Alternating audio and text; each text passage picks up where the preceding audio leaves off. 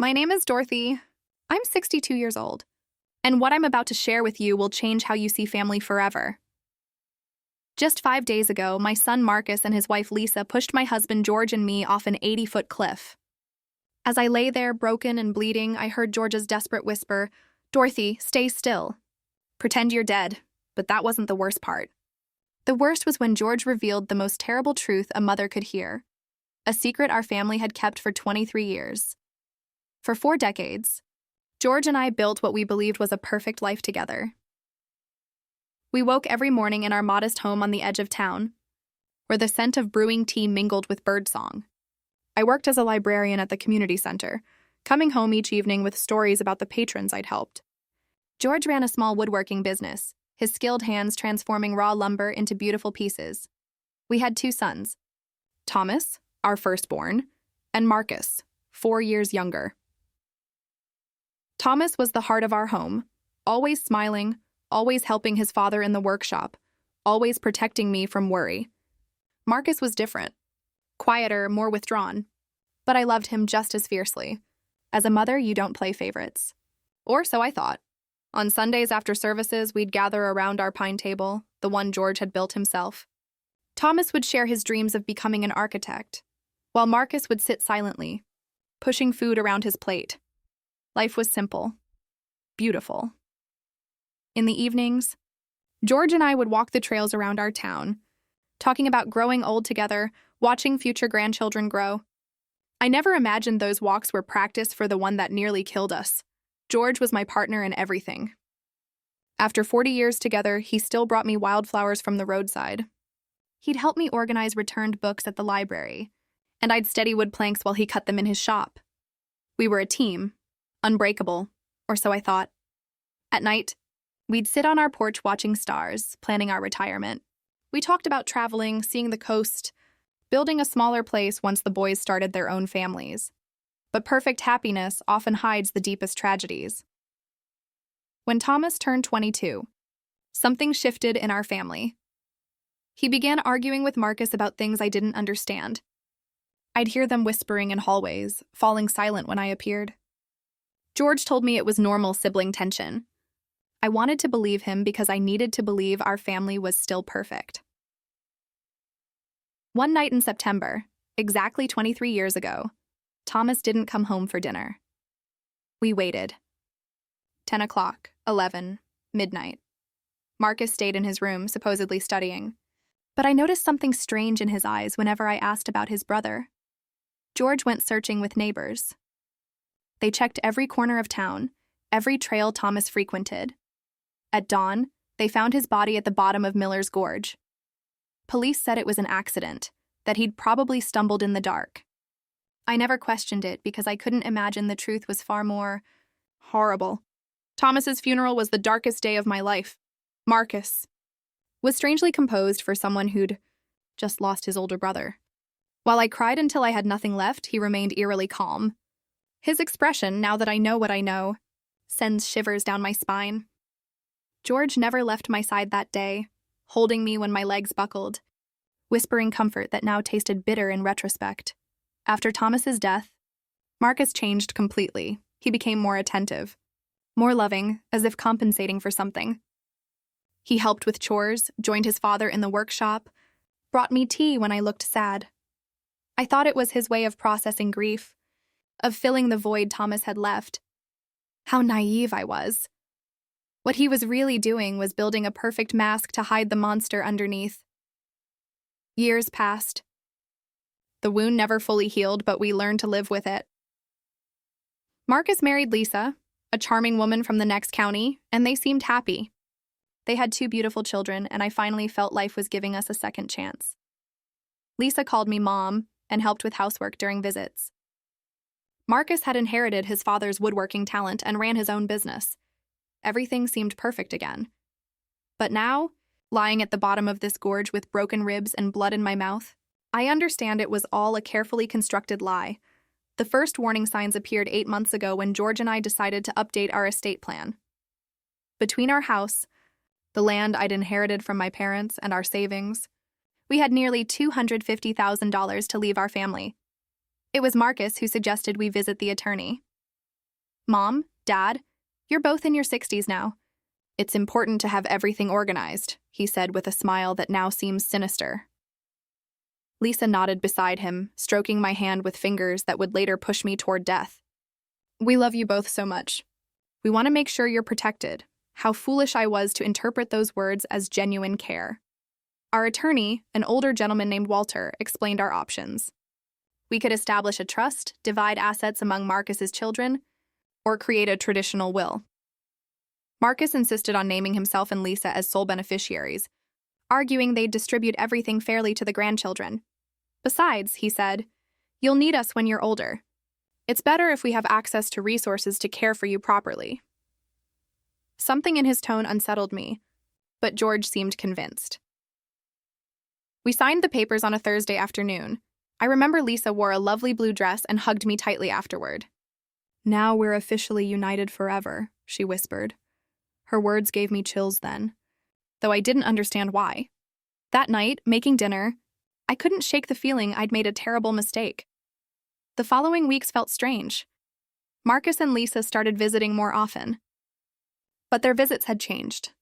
They no longer came just for family time. They always had suggestions about improving the house, making investments, buying insurance policies. Mom, you should think about selling this big house, Lisa said while examining our furniture with calculating eyes. We could help you find a comfortable apartment downtown. But I loved our house. Every corner held a memory. Every room told a story of our 40 years together. When I told them this, I saw a flash of irritation in Marcus's eyes that chilled me. Mom, you're being unreasonable, he said in a tone he'd never used before. This house is too large for two people your age. If something happens, we won't be able to help in time. Lisa nodded vigorously. Besides, maintenance must cost a fortune. It would be much smarter to sell while the market's high. George began considering their arguments. My practical husband started talking about the logic behind their suggestions, but I couldn't shake the feeling something darker lurked beneath this pressure. One night, after another tense conversation, I asked George if he didn't find it odd that Marcus was suddenly so interested in our finances. Dorothy, he just cares, he replied while brushing his teeth. Maybe we should consider his suggestions. We're not as young as we used to be. But I saw something in my husband's eyes, a shadow of doubt he didn't want to acknowledge. Now I know George already had suspicions. He'd started connecting dots I didn't even know existed. Things escalated when Marcus suggested we give him power of attorney. It's just precautionary, he explained while Lisa made coffee in our kitchen as if she owned it. If one of you gets sick, we can manage your affairs without legal complications. The way he said it so naturally, so logically, almost convinced me. But something about his insistence made me anxious. I called my sister Beatrice for advice. Beatrice had always been sharper than me, more suspicious of people's intentions. When I told her about Marcus's pressure, she was silent for a long moment. Dorothy, she finally said, doesn't it seem strange that Marcus is so eager to control your money? He has his own business. He's doing well financially. Why would he need such control? Her words hit like a slap. She was right. Marcus had never seemed to have financial problems, never borrowed money, never shown signs of needing our help. That afternoon, when Marcus came for another talk, I confronted him directly. Son, I said as we sat in the living room, why is it so important for you to control our finances? Your father and I are still of sound mind. His reaction was immediate and telling. His face hardened, and for a moment I saw something in his eyes, something cold, calculating, dangerous. Mom, it's not about control, he responded tensely. It's about love and family responsibility. But the way he said family responsibility sounded more like a threat than affection. That night, George and I had our first serious argument in years. He thought I was being paranoid. I insisted something wasn't right. George, I said as we washed dishes, do you remember what Marcus was like before Thomas died? He was different, more distant. There was something about him that frightened me. My husband stopped washing the plate in his hands and looked at me intently. In his eyes, I saw something I hadn't seen before. Recognition. Dorothy, he said quietly, there are things about Thomas's death I never told you. My heart began pounding so hard I thought it would burst from my chest. George sat heavily at the kitchen table. He ran his hands over his face as if trying to erase memories that had tormented him for 23 years. "The night Thomas died," he began in a broken voice. "Marcus wasn't in his room studying like he told us. I saw him leave around 8. I followed because something about his behavior worried me." He paused, looking at his hands. "I saw them arguing by the gorge, Dorothy. I heard them screaming horrible things at each other. The world began spinning." "What were they arguing about?" George looked up, tears in his eyes, tears he hadn't even shed at our eldest son's funeral. "About money. About inheritance. Marcus was furious because Thomas, as the oldest, would inherit most of our assets according to tradition. But there was something more. Something about money Thomas had discovered." "What money?" I asked, feeling the ground vanish beneath me. George sighed deeply. 3 days before he died, Thomas came to me in the workshop. He'd discovered Marcus had been stealing from our savings account. Small amounts at first, then larger sums. Thomas had proof. He'd been investigating for months. My mind refused to process it. "Why didn't you tell me?"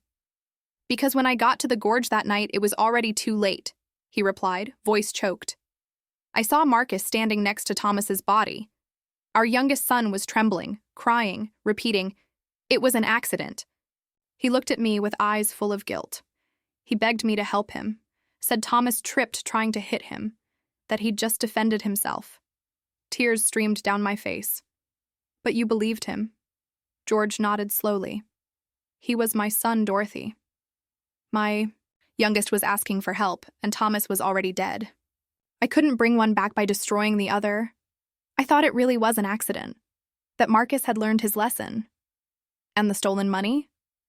"Marcus promised to pay it back gradually, said he'd taken it for a business investment that went wrong, swore he'd never do it again. And I believed him because I needed to believe my son wasn't a murderer." I stood from the table, stumbling, holding the wall. Everything I'd believed about my family, about my surviving son, about the last 23 years, it was all a lie. "Did he pay it back?" "Never," George replied. "In fact, he kept stealing small amounts I pretended not to notice, because confronting him would mean admitting I'd covered up a murder." The horrible reality took shape. "That's why he's so interested in controlling our finances now," I murmured. "It's not because he cares. It's because he wants to finish what he started 23 years ago." George nodded gravely. "And there's something else. Something I discovered a few weeks ago." He went to his desk and pulled out papers he'd been hiding. "I've been discreetly investigating Marcus's finances. His business isn't doing as well as he wants us to believe. He's on the verge of bankruptcy. He owes over $120,000 to various creditors." The papers trembled in my hands. "Marcus wasn't the successful man he pretended to be."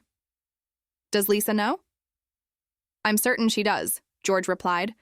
"I've noticed how she directs conversations when they discuss our money. She asks specific questions about savings, house value, insurance policies. These aren't innocent questions, Dorothy. They're questions from someone calculating exactly what our deaths are worth." That sentence froze my blood. "Our deaths," I repeated in a whisper. It was the first time I'd considered Marcus might want to physically harm us. "George," I said, gripping his hands, "we have to go to the police." But my husband shook his head with a look of hopelessness that broke my heart. "With what evidence? I'm an accomplice to covering up a murder. If I talk now, I go to jail too. And who'll believe an old man who's kept this secret for 23 years? He was right. So we just wait for him to kill us like he killed Thomas? "We'll be careful," George said, trying to sound confident. "We'll find a way to protect ourselves, to gather evidence." His words were interrupted by the phone ringing. It was Marcus. "Hi, Mom," he said with that sweet voice that now sounded sinister. "Lisa and I were thinking it would be wonderful to celebrate your 40th anniversary with something special. How about we take you to those mountains you've always talked about this weekend? We could go on a family hike, take photos, have a perfect day together." My blood turned to ice. I looked at George, who'd heard the conversation and had the same look of terror. "That's very sweet, son," I managed to reply shakily. "But let us think about it. We'll call you tomorrow."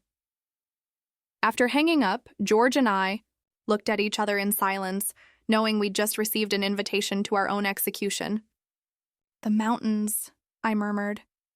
"He's going to take us to the mountains to kill us and make it look like an accident." George nodded gravely. "Just like he did with Thomas at the gorge." That night, we didn't sleep a minute, holding each other in bed, planning how we could save ourselves from our own son. The next few days were a nightmare of terror and pretense. George and I had to act as if nothing had happened when Marcus and Lisa visited, smiling when they discussed the mountain trip, nodding when they excitedly talked about family time. But inside, every fiber of my being screamed with fear. Lisa arrived Wednesday afternoon with shopping bags and that radiant smile that now seemed demonic. "Dorothy, dear," she said, hugging me with arms that would soon push me toward death. "I bought supplies for our mountain adventure. Snacks, water, everything we'll need." Marcus appeared carrying new hiking gear. "Dad," he said with feigned enthusiasm, "I bought all necessary equipment for a safe hike. Ropes, first aid kit, everything." Every word mocked us. "Isn't it a bit dangerous for people our age?" I asked, searching for any excuse to cancel. Lisa stroked my cheek with false tenderness. "That's why we chose a very easy, safe trail. Even children can do it. Plus, Marcus and I will be there to take care of you the whole time." Yes, they'd be there to take care of us, until the exact moment they pushed us off a cliff. That night, George and I sat trembling in our living room. "We can't go," I said, gripping his hands. "If we don't," George replied gravely, "they'll find another way. Maybe something that looks even more accidental, like a house fire. At least in the mountains, we know what they're planning." His logic was terrible but sound. "So what do you suggest?" George thought for several minutes. "We go, but prepared. I'll hide my phone and set it to record everything. If we survive, we'll have evidence, and if we don't..."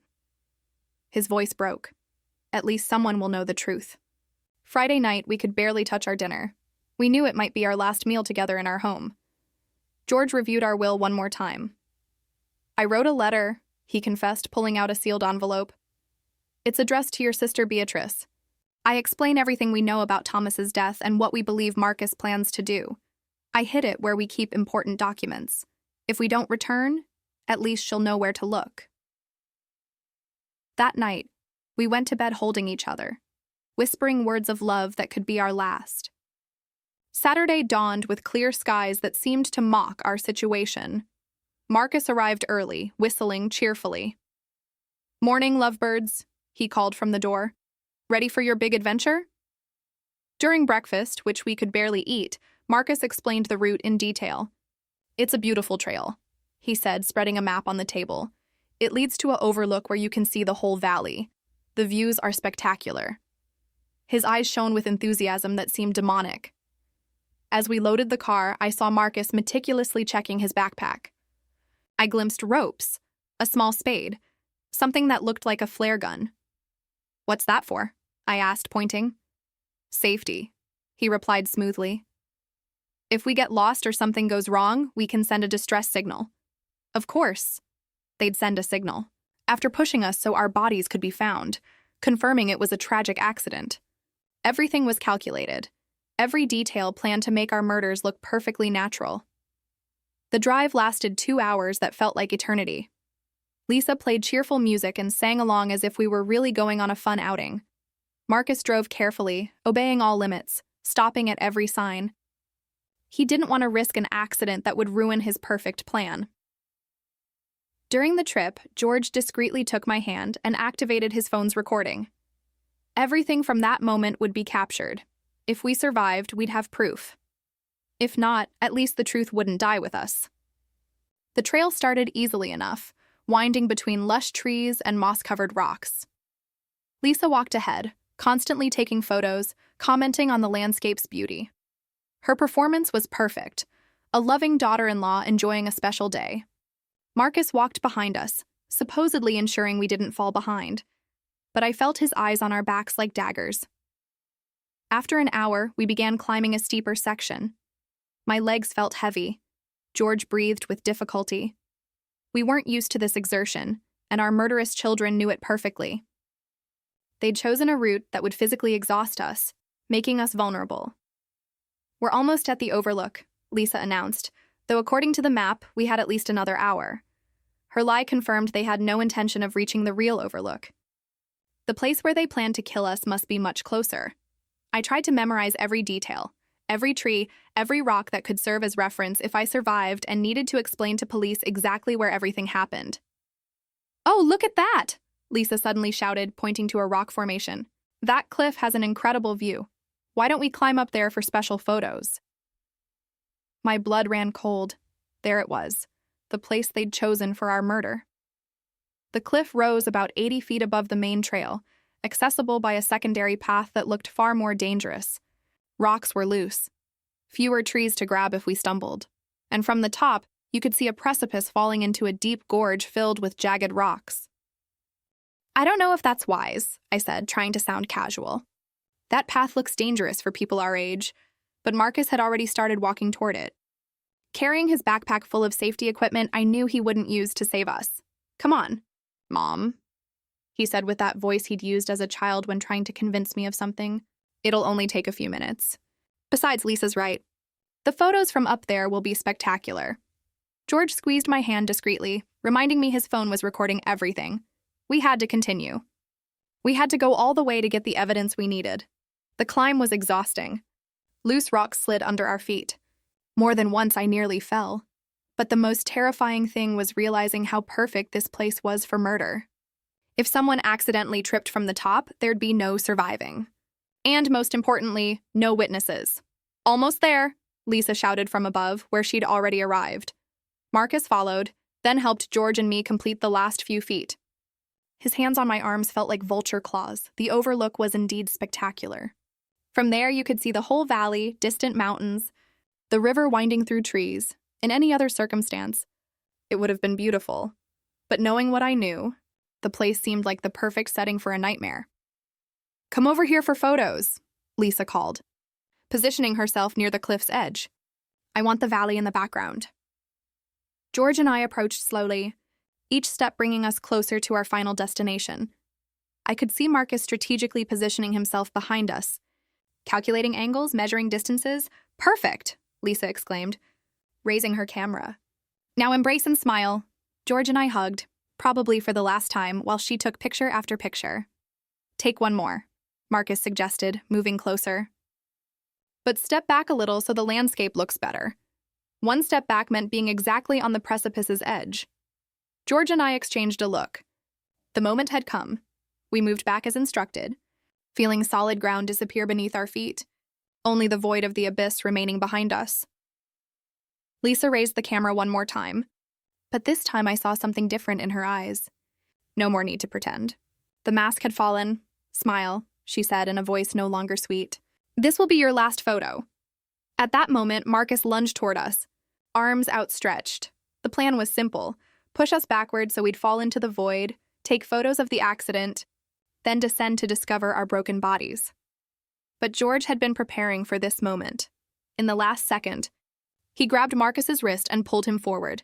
"If we're going to die, you're coming with us," he shouted with fury I'd never seen before. For a moment, all four of us teetered on the cliff's edge, holding each other in a macabre dance between life and death. Lisa screamed and tried to help Marcus, but the weight was too much.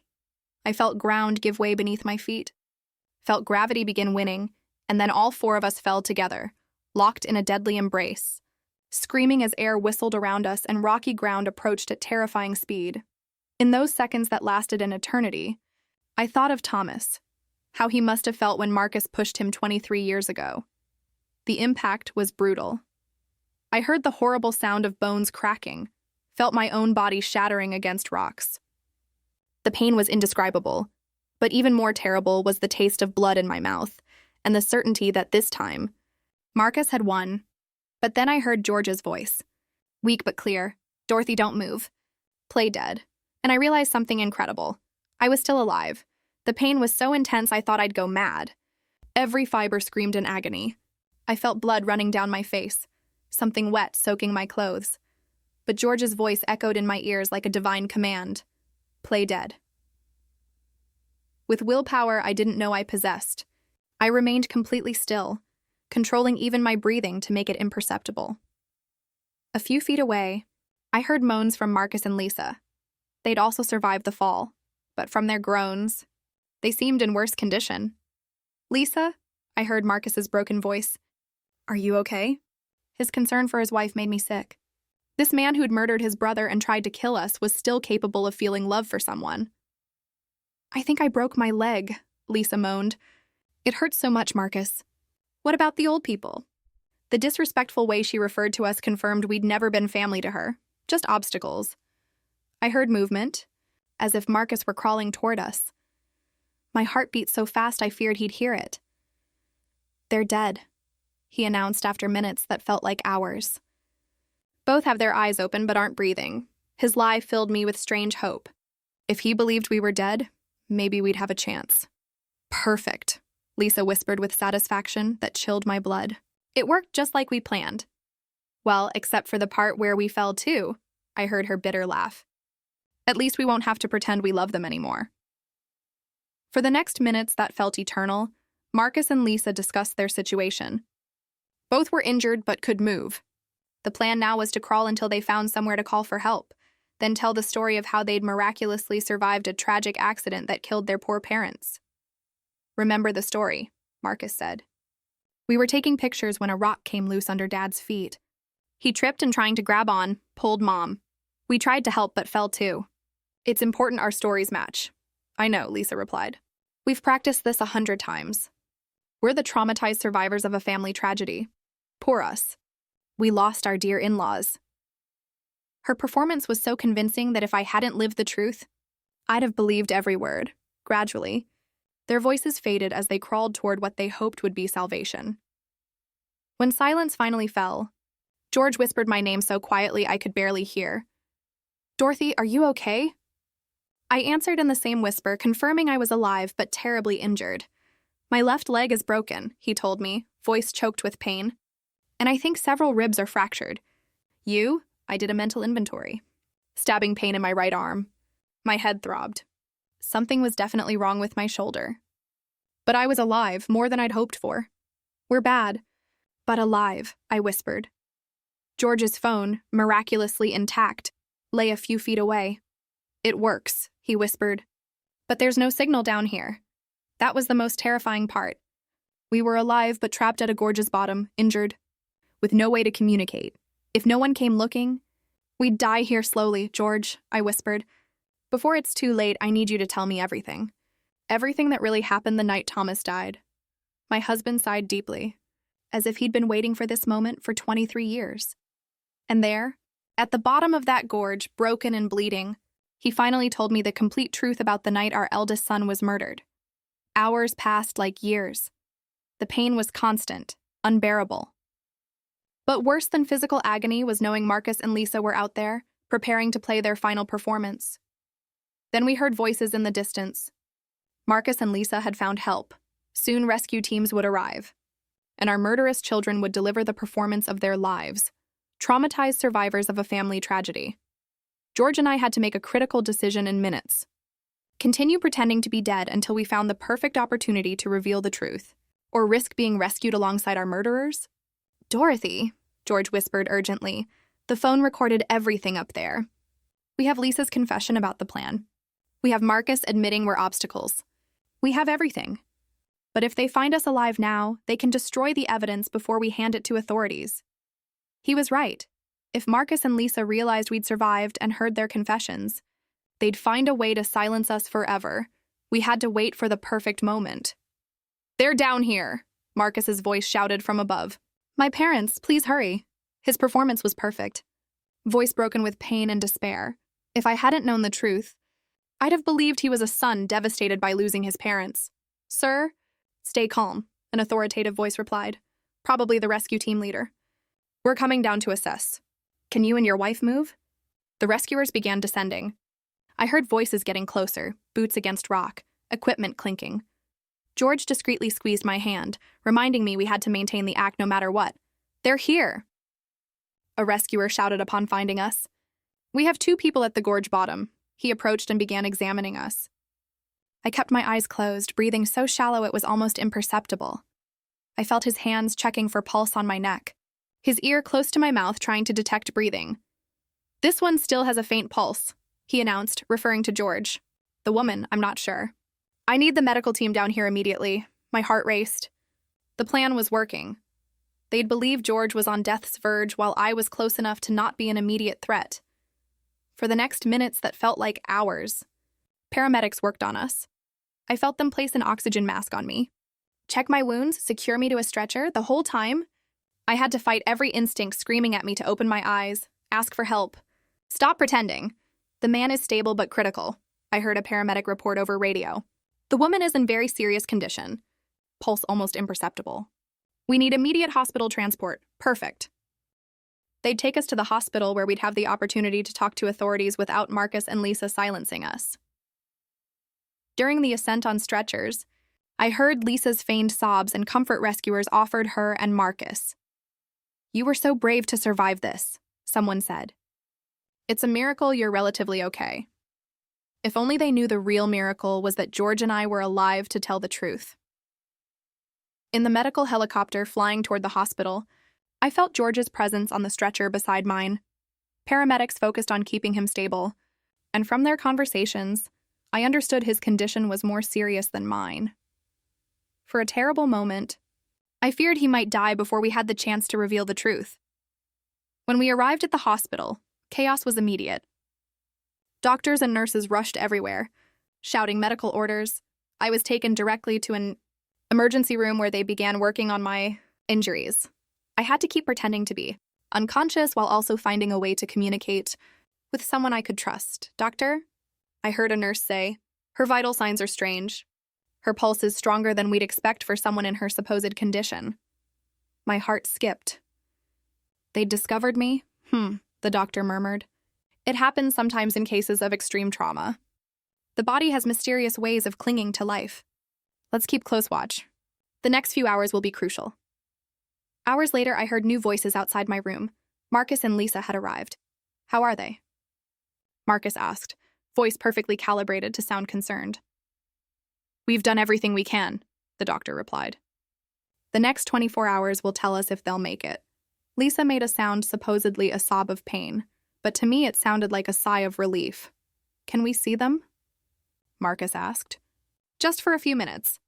We need to say goodbye, just in case," the doctor agreed. Soon I heard footsteps approaching my bed. It was the most dangerous moment yet. I had to convince my murderous son I was really dying. I felt Marcus's presence beside my bed.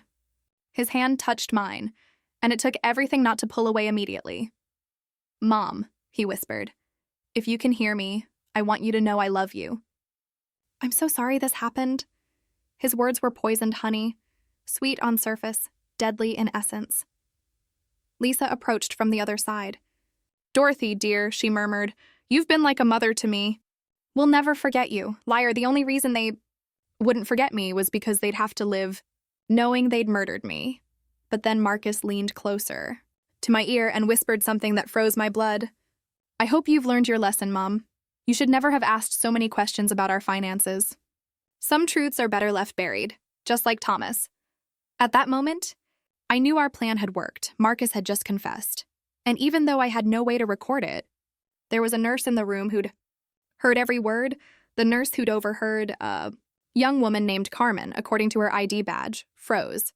Next to the monitoring machine, I saw through half-closed eyelids as her eyes widened in surprise and horror.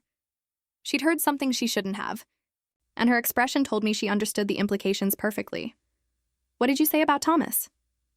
Lisa whispered, surprised by the mention of the dead brother.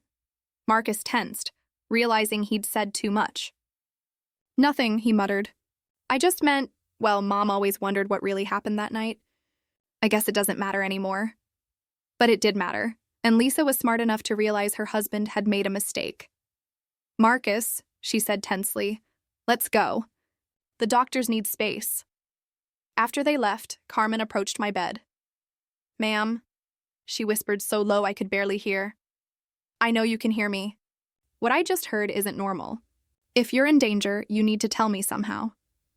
Her voice carried urgency that filled me with hope. Someone else had started to suspect. Very slowly, almost imperceptibly, I moved my index finger. It was the smallest possible movement, but Carmen noticed immediately. Oh my God, she